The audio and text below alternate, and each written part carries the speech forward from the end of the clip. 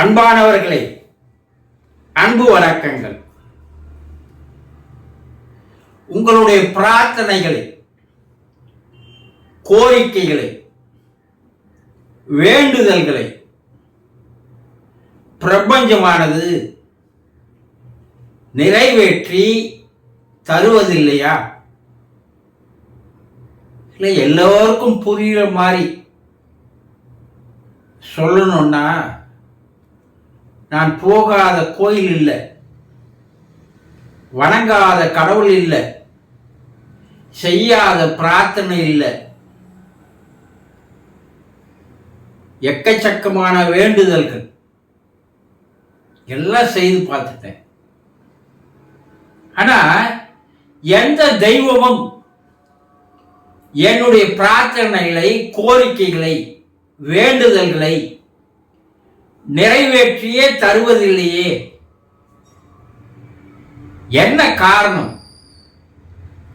ஒருவேளை நான் வேண்டுதல்ல பிரார்த்தனை செய்யறது அந்த இறைவனுடைய காதிற்கு கேட்கவில்லையா? அப்படி சொல்றாங்க இல்லையா? ஆமா, உங்களுடைய வேண்டுதல்கள், பிரார்த்தனைகள், கோரிக்கைகள் எதுவும் இறைவனிடம் போய் சென்று சேருவதில்லை. ஏன்னா உங்களுடைய வேண்டுதல்களும் பிரார்த்தனைகளும் அவனிடம் போய் சேருவதில்லை. ஒண்ணு, அவன் அதனால கேட்க முடிவதில்லை. அதனால உங்களுடைய வேண்டுதல்கள் நிறைவேறுவதே இல்லை. அப்போ அந்த இறைவனுடைய காதிற்கு, இறைவன், தெய்வம், கடவுள், ஆண்டவன், பரம்பொருள், பரமசிவன், பரமபிதா, எவ்வளவு பேர் வச்சு அழைக்கிறோம். இவை எல்லாமே பிரபஞ்சம் தான். கடவுள் எங்க இருக்கிறான்? மேல இருக்கிறான்பா சொல்றாங்கல்ல. இந்த பிரபஞ்சம் என்பது மேலதான் இருக்கு. அத விஞ்ஞானிகள் என்ன சொல்றாங்க? பிரபஞ்சம் என்று சொல்கிறார்கள். ஓரளவுக்கு அறிவில் முதிர்ச்சி பெற்றவர்கள் அவர்கள், நீங்கள் தெய்வம், கடவுள், ஆண்டவன், பரம்பொருள் எல்லாம் பேர் வச்சு அழைக்கிறீங்களே, அது பிரபஞ்சம் தான். அப்ப அந்த பிரபஞ்சத்திற்கு என்று ஒரு சக்தி இருக்கிறது. கடவுளுக்கு ஒரு சக்தி இருக்கு இல்லையா? அந்த சக்தியினுடைய தன்மையை தெரிந்து கொள்ளாமல், உண்மையை புரிந்து கொள்ளாமல், அது எந்த நிலையில் செயல்பட்டு கொண்டிருக்கிறது என்பதை தெரிந்து கொள்ளாமல், நீங்க எத்தனை கோயில்கள் போனாலும், எத்தனை வேண்டுதல்கள், கோரிக்கைகள் வைத்தாலும், பிரார்த்தனைகள் வைத்தாலும் அது நடக்கவே நடக்காது என்பதை முதல்ல தெரிஞ்சுக்குங்க. ஏன்?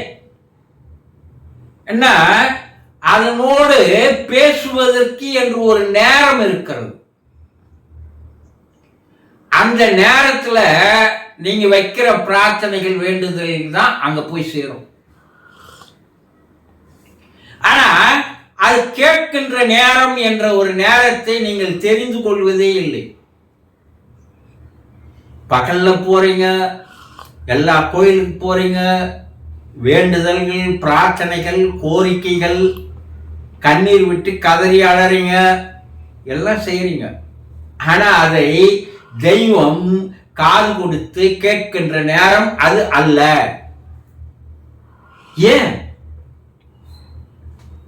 இந்த உலகமே ஒரு ஃப்ரீக்வென்சி, ஒரு அதிர்வு அலைகளாக செயல்பட்டு கொண்டிருக்கிறது. அந்த அதிர்வலைகள் குறுக்கோ நெருக்கோ மேல கீழோ எல்லாம் எத்தனை கோடி மனிதர்கள், அத்தனை கோடி மனிதர்களுடைய மனதில் இருந்து வருகின்ற எண்ணங்கள், அந்த எண்ணங்கள் அதிர்வலைகளாக பிரபஞ்சத்தில் பரவி கொண்டிருக்கிறது. அப்படி பரவி கொண்டிருக்கின்ற அந்த நேரத்தில் நீங்கள் வைக்கின்ற கோரிக்கைகள், பிரார்த்தனைகள், வேண்டுதல்கள், அதுவும் ஒரு ஃப்ரீக்வன்சி தானே, அதுவும் ஒரு அதிர்வலை தானே, அலை தானே.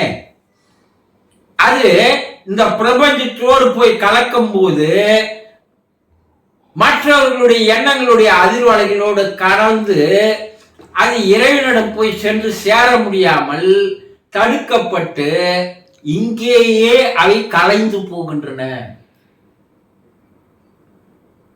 ஒரு குளத்துல ஒரு கல்லு போட்டா அதை சுற்றி ஒரு வட்ட வளையமானது ஏற்படும். ஒரே நேரத்துல 100 கல்லு 100 பேரை வச்சு போட்டா அந்தந்த கல் விழுந்த இடத்துல வட்ட வளையம் உருவாக்கும் போது அது விரிவடைய முடியுமா? அந்த குளமே அதிர்வலைகளாக குழம்பி போயிடும் இல்லையா? அது போலதான் நீங்கள் பகல் நேரங்களில் போய் கோயிலுக்கு போன, பிரார்த்தனை செய்த, வேண்டுதல்களை வச்சேன், கோரிக்கைகளை வச்சேன் என்பதை உங்களுடைய அந்த எண்ணங்கள், கோரிக்கைகள், பிரார்த்தனைகள் என்ன அலைகளாக தானே வெளியே வருது. அப்ப அந்த கோயிலே ஒரு 100 பேர் இருப்பான். அவன் 100 பேர் என்னென்ன பிரார்த்தனை வைப்பான். அந்த 100 பேருடைய எண்ண அலைகள் அந்த ஆலயங்களை சுத்தி இருக்குமா இல்லையா? அந்த ஆலயங்களை விட்டு வெளியே வரும்போது அந்த அலைகள் உலகத்துல பல கோடி மக்களுடைய எண்ண அலைகளோடு போய் மோதி கீதி குறிப்பிட்ட உயரத்துக்கு மேலே போக முடியாமல் அது மற்றவர்களுடைய எண்ண அலைகளோடு கலந்து கரைந்து காணாமல் போய்விடுது. உங்க பிரார்த்தனை ஒரு குறிப்பிட்ட ஹைட்டுக்கு தான் போதே தவிர பிரபஞ்சத்திற்கு போய் சேருவதில்லை, இறைவனிடம் போய் சேருவதில்லை என்பதை தெளிவா முதல்ல தெரிஞ்சுக்குங்க. அப்ப எப்பதான் குருஜி நாங்க இறைவன் கிட்ட கோரிக்கை வைக்கிறது, பிரார்த்தனை வைக்கிறது அண்ணா, அது இறைவன் காது கொடுத்து கேட்கின்ற நேரம். நீங்கள் பிரார்த்தனை செய்கின்ற எல்லா கோரிக்கைகளையும் அவன் முழுமையாக கேட்கின்ற நேரம் அதிகாலை வேலைதான், பிரம்ம முகூர்த்தம் தான். அன்னைக்கு நீங்க என்ன பண்ணிருக்கிறீங்க?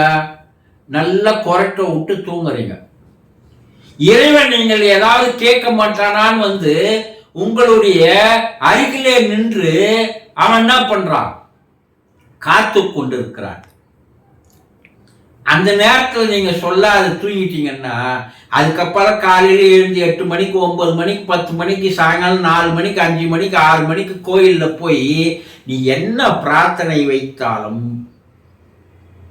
ஏன் அந்த அதிகாலை நேரத்தில் இறைவன் காத்து கொண்டிருக்கிறான் நீங்கள் சொல்லுவது ஏன் அப்போ கேட்குதுன்னா, இந்த உலகமே, உலக மக்கள் அனைவருமே உறங்கி கொண்டிருக்கின்ற நேரம்.